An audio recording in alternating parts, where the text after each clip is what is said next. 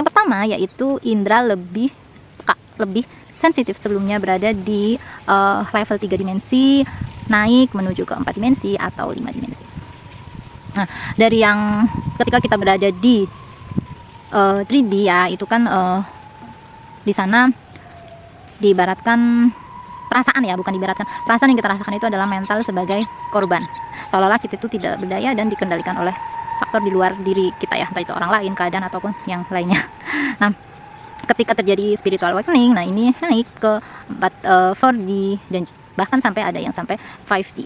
Nah, dari yang mental korban kemudian berani mengambil tanggung jawab, misalnya mengambil tanggung jawab emosi yang kita rasakan, sehingga yang sebelumnya suka menunjuk orang lain ya, tetapi pada saat terjadinya perubahan, terjadinya spiritual awakening ini, seseorang tersebut berani mengambil tanggung jawab terhadap emosinya, tidak lagi menyalahkan atau menghakimi orang lain. Hai, apa kabar teman-teman? Semoga teman-teman semuanya dalam keadaan baik, sehat, dan juga bahagia. Spiritual awakening adalah salah satu ya rangkaian atau bisa dikatakan awal awal dari perjalanan spiritual manusia, di mana dalam perjalanannya manusia menuju pada kesejatian atau pencerahan. Nah, spiritual awakening dan juga the dark night of the soul ya. Nah, ini adalah fase yang terjadi secara berurutan dan bahkan dapat terjadi secara beruntung, tergantung pada individu masing-masing. Untuk the dark night of the soul atau malam kegelapan jiwa, saya pernah membahasnya di video yang sebelumnya. Bagi teman-teman yang belum menyimak, bisa menyimak lebih dahulu supaya mendapatkan pemahaman yang lebih utuh lagi tentang the dark night of the soul yang berkaitan pula dengan pembahasan kali ini, yaitu spiritual awakening atau kebangkitan spiritual. Sebelumnya kita bahas dulu tentang ego dan spirit. Nah, bicara tentang spiritual awakening, nah ini kaitannya atau erat kaitannya dengan diri, ilahi, dan juga kehidupan. Di dalam diri kita yang terdiri dari mind, body, dan juga spirit ya, dimana ketiganya itu adalah unsur yang utama pada diri kita ya, manusia.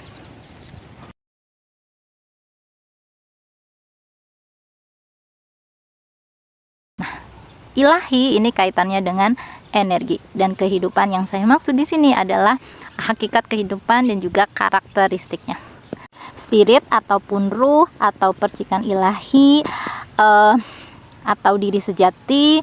Nah, ini berkaitan dengan psikologi, tubuh emosional dan juga jiwa. Sedangkan ego itu bisa disebut dengan aku ya. Ini bersifat posesif ya, ingin mengendalikan, merasa dirinya terpisah dari yang lainnya. Nah, ego adalah bagian dari manusia. Ego itu kaitannya dengan mental ya, dengan intelektual ya. Itu berkaitan dengan ego sebagai sarana ya bagi manusia untuk mempertahankan hidup dan juga memenuhi kebutuhannya, yaitu kebutuhan dasar dari manusia, selain kebutuhan juga keinginannya. Ego adalah sumber dari, bisa dikatakan sumber dari penderitaan ya. Ego juga ini saya pernah membahasnya. Ego adalah bagian dari kita dan bagaimana kita perlu mengenali ego serta bagaimana menavigasinya supaya kita tidak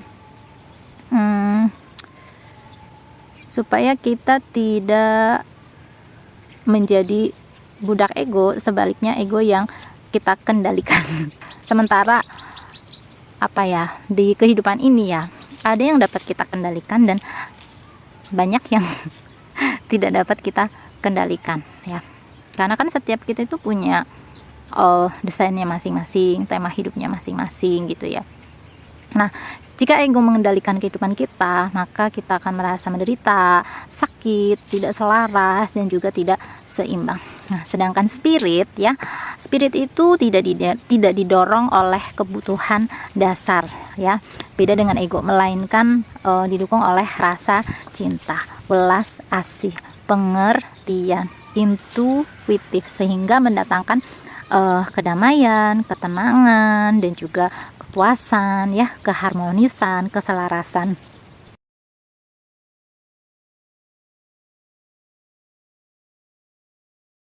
Selanjutnya kita masuk ke definisi atau pengertian dari spiritual awakening. Spiritual awakening artinya spirit atau ruh ya, yang ada pada diri kita, yang tadinya pingsan, tadinya tidak aktif, tadinya tertidur, kemudian menjadi terbangun, atau bisa disebut dengan tersadar atau sadar. Nah, jadi sebelum terjadinya the dark night of the soul ya, pada manusia itu mengalami seperti amnesia ya teman-teman. Mengapa? Karena kesadarannya itu masih berada di 3 dimensi ya, dan juga tadi yang menjadi pemimpinnya, leadernya, pengendalinya, kontrolnya adalah si ego. Sehingga ketika kita berada di 3 dimensi ya, kemudian tadi ego yang mengendalikan kita, di mana sifat karakter ego itu dia tidak pernah merasa puas, di mana dia itu terbatas, di mana dia itu tidak menyukai tantangan dan sebagainya ya. Nah, ini yang membuat diri kita itu menjadi ya tadi merasa terbatas ya, jadi terbatas, menderita, terkekang, terbebani dan sebagainya. Contoh dari ego. Ego itu kan aku ya, aku Sinta, aku guru, aku punya titik-titik, aku jabatannya apa gitu ya, atau statusnya apa, atau aku apa yang aku pikirkan. Termasuk di sini yang sedang bicara juga aku sebagai Sinta. Jadi ego saya nih yang sedang berbicara di sini. Nah, setelah terjadi spiritual awakening ya, setelah terbangun tadi, ego menjadi melemah, bahkan bisa sampai menjadi mati, dan kita hidup dalam kendali diri sejati kita, diri kita yang asli, diri kita yang otentik. Seperti itu teman-teman. Spiritual awakening adalah pengalaman satu atau bisa juga lebih perubahan yang mendalam dalam kesadaran yang menghasilkan perubahan besar tentang diri kita ya, manusia, dan juga misteri kehidupan, dan juga keterkaitannya dengan semua hal, keterhubungan dengan semua hal. Spiritual awakening adalah fase perubahan kesadaran di mana seseorang beralih ya dari mengidentifikasi tubuh ya, tadi 3 dimensi, dan pikiran, fisik, ke mengenali hubungan yang lebih tinggi, yaitu diri sejati. Kemudian momen spiritual awakening sendiri bisa berlangsung cepat dan juga ada yang berlangsung sangat lambat. Lalu apa sih pencetus atau penyebab ya terjadinya spiritual awakening? Nah, spiritual awakening itu ini ya, yang tadi saya bilang serangkaian ya, dengan fase the dark night of the soul ya. Kebangkitan spiritual bisa dipicu oleh apa saja ya teman-teman, dan ada yang dari apa ya, kejadian atau sesuatu yang biasa saja, hingga hal yang paling ekstrim yang terjadi di kehidupan kita, yang bahkan sampai mengancam jiwa kita, sehingga terjadi perubahan besar dalam hidup. Nah, inilah yang paling sering banyak terjadi, yang memicu terjadi spiritual awakening. Misalnya apa nih? Misalnya ditipu dalam jumlah yang besar, kemudian kehilangan, kematian, perpisahan misalnya perceraian ya, atau tadi kematian, kemudian terjadi pandemi seperti yang sudah pernah terjadi ya, COVID ya, perang, kehilangan pekerjaan, dan yang lainnya. Selanjutnya, apa yang terjadi selama spiritual awakening? Saat proses kebangkitan spiritual berlangsung, Nah, si ego itu kan mulai mengendur, mulai melunak, mulai menyublim, mulai dikuliti. Dan terjadi transformasi yang ditandai dari perubahan perspektif ya, cara pandang kita ya. Kemudian juga transformasi keyakinan kita yang mengarah pada tujuan dan juga kejelasan ya. Transisi ini tentu tidaklah mudah ya teman-teman, banyak tantangannya. Nah, disinilah mulai mengembangkan rasa empati, kasih sayang, welas asih pada orang lain ya, terutama pada diri sendiri. Kemudian lebih memperhatikan, lebih aware ya, memperhatikan tentang pikiran, perasaan dan juga tindakan kita ya, yang disadari dan juga keterhubungan dengan ilahi, dengan diri sejati kita. Nah, selain itu yang terjadi selama spiritual awakening juga indra ya, kelima indra kita itu lebih sensitif ya, lebih intens, peka terhadap energi dan juga yang lainnya. Sebelumnya saya mau pindah tempat dulu nih guys. Mulai panas di sini. Sebentar ya. Oke, kita lanjutkan. Ini backgroundnya pohon pisang guys. Nah, lalu apa yang dirasakan selama spiritual awakening? Tadi sudah saya sebutkan ya, banyak tantangan, sehingga merasa mungkin terbebani ya, merasakan kebingungan, terisolasi, merasa tersesat ya. Di sisi lain ya, di sini meningkatnya apa tadi, rasa empati ya, dan juga intuisi yang kuat. Sensasi yang lainnya yang bisa dirasakan yaitu karena tadi terisolasi ya. Selain terisolasi juga ada transisi ya, ada perubahan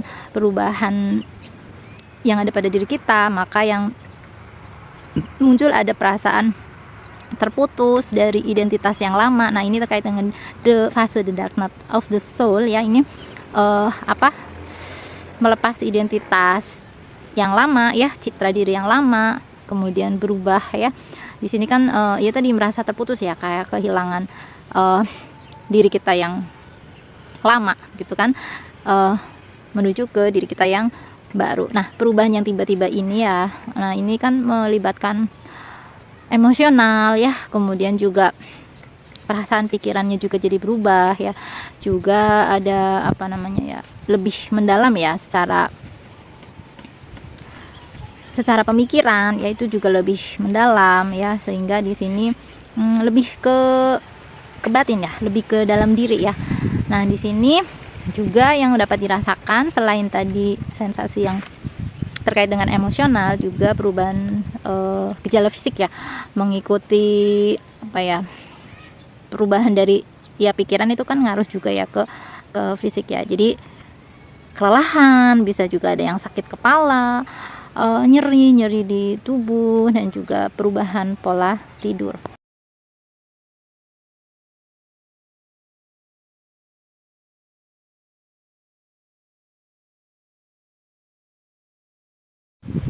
Oke guys, kita lanjutkan ke pembahasan berikutnya, yaitu tentang tanda-tanda terjadinya spiritual awakening ataupun kebangkitan spiritual.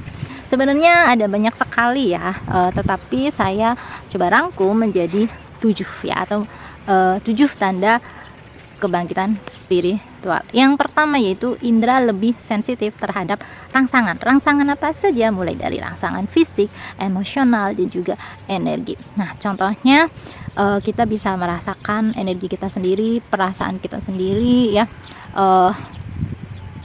aware ya dengan pikiran kita sendiri dan juga tindakan kita. Nah, juga kita bisa merasakan energi orang lain, bahkan lingkungan di sekitar kita. Nah, kemudian yang kedua yaitu perubahan kesadaran serta peningkatan kesadaran. Nah, yang pertama adalah sadar akan kesehatan ya, kesehatan fisik, kesehatan mental, dan juga kesehatan emosional, kesehatan mental ya, dan juga yang menuju ke kesehatan spiritual ya. Nah, untuk kesehatan yang fisik, kita jadi lebih memilih makanan yang lebih organik, yang alami, sayur, buah gitu ya, dan memperhatikan efek dari makanan yang kita makan, memilih makanan yang lebih bagus frekuensinya, lebih tinggi frekuensinya. Selain itu juga lebih selektif lagi terkait dengan ya makanan yang energinya bagus gitu ya teman-teman.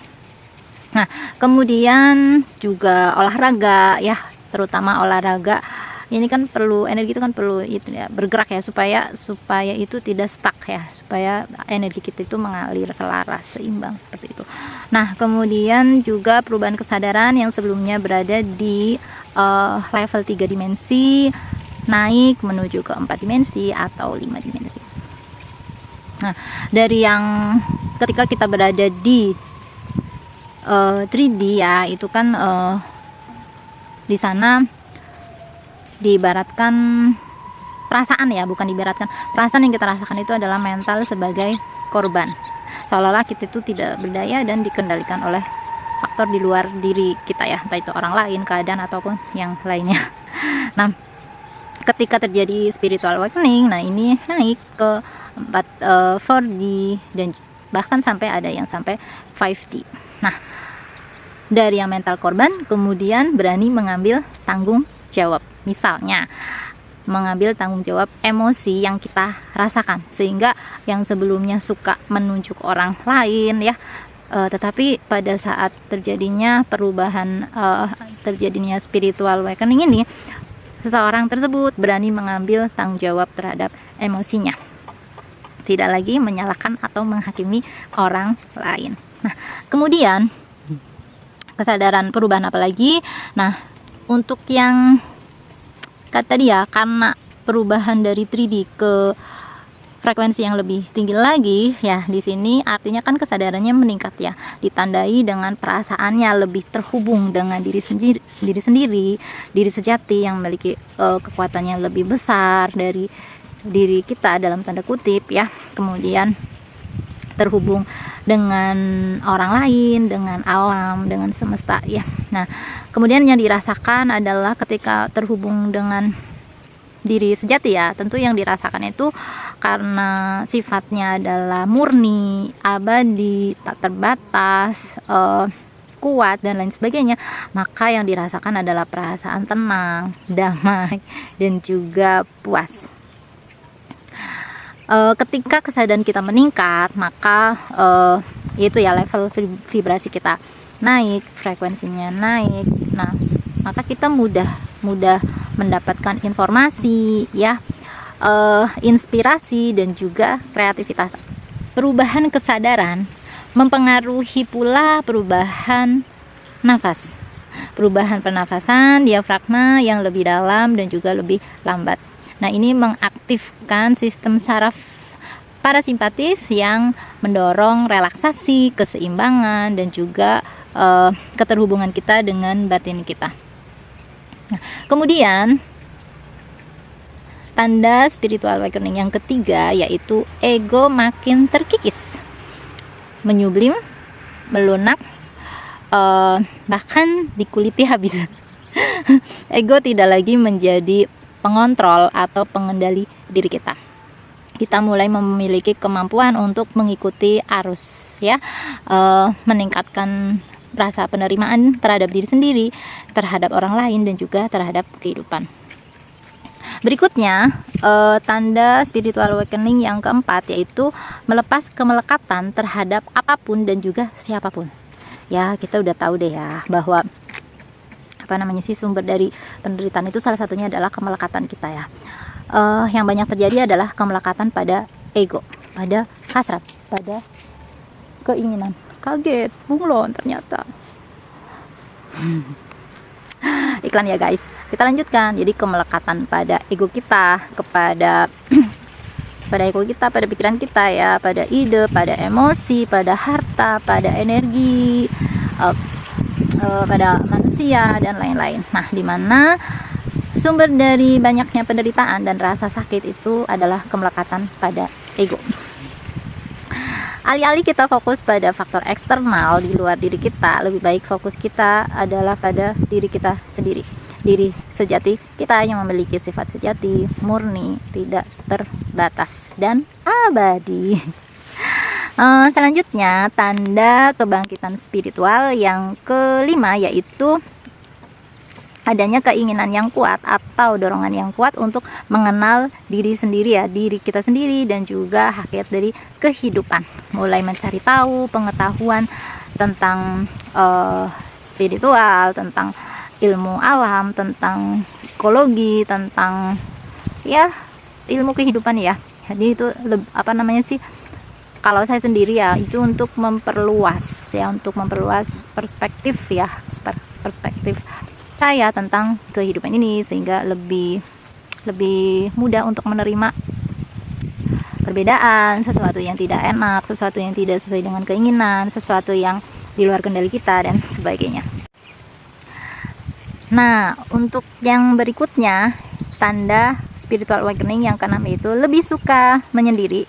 Menyendiri itu bukan ngapa-ngapain tapi jadi ya fokus pada diri sendiri, menyelam ke dalam diri, melakukan refleksi diri, kontemplasi, muhasabah diri ya, melakukan inner work ya, shadow work, kemudian self healing atau healing, mengikuti misalnya terapi dan lain sebagainya ya. Jadi lebih fokus ke diri sendiri, menyelam ke dalam.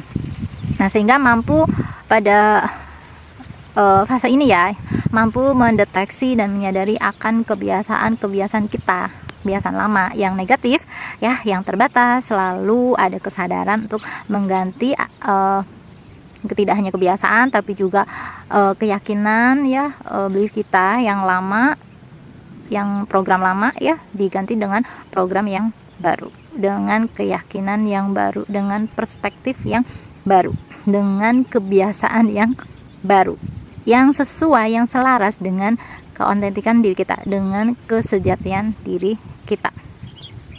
Jadi akan lebih fokus pada pertumbuhan dan pengembangan diri daripada ke hal-hal yang di luar diri, yang kebiasaan yang suka mengkritik, yang suka menilai, yang suka menghakimi, yang suka kepo, yang suka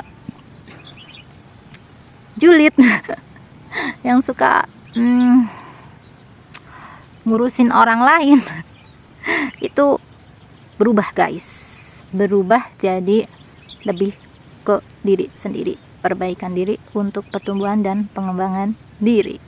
Dan yang terakhir ya, tanda kebangkitan spiritual yang ketujuh yaitu merasakan keterhubungan dengan semua hal, keterikatan energi, frekuensi, vibrasi, biologi, kimiawi dan lain sebagainya, bahwa kita itu adalah satu kesatuan yang saling terhubung dan mempengaruhi satu dengan yang lainnya. Nah, perasaan menjadi bagian dari yang besar ya, yang lainnya ya. Kita ini kan kosmik kecil ya, mikrokosmik, kita itu bagian dari makrokosmik ya, sehingga kita dalam merasakan dan juga bertindak itu lebih mempertimbangkan, jadi nggak egois guys. Jadi kalau yang saya rasakan itu jadi tidak egois, lebih timbul rasa empati, rasa ulas asih, rasa kasih sayang, istilahnya nggak sempit juga gitu ya pikirannya, lebih toleransi, berdamai, rasa pengertian, cinta kasih terhadap tidak hanya diri sendiri tapi juga terhadap orang lain, terhadap makhluk lain, terhadap alam. Nah, juga selain itu dan terkait dengan keterhubungan ini ya, ini biasanya dalam keadaan spiritual awakening itu banyak mengalami sinkronisitas. Nah, terkait dengan sinkronisitas saya juga pernah membahasnya di video sebelumnya. Teman-teman bisa menyimaknya di sana. Oke, itu saja yang dapat saya sampaikan pada kesempatan kali ini ya. Jika ada kebenaran itu adalah diri sejati saya. Jika ada kekurangan, keterbatasan dan juga tadi ya sesuatu yang posesif, yang ingin tampil baik, yang mengendalikan, yang sebagainya, nah itu adalah Sinta yang sebagai ego. Oke, itu saja yang dapat saya sampaikan. Ketemu lagi di video berikutnya. Sehat-sehat selalu dan juga damai bahagia untuk kita semuanya. Dah.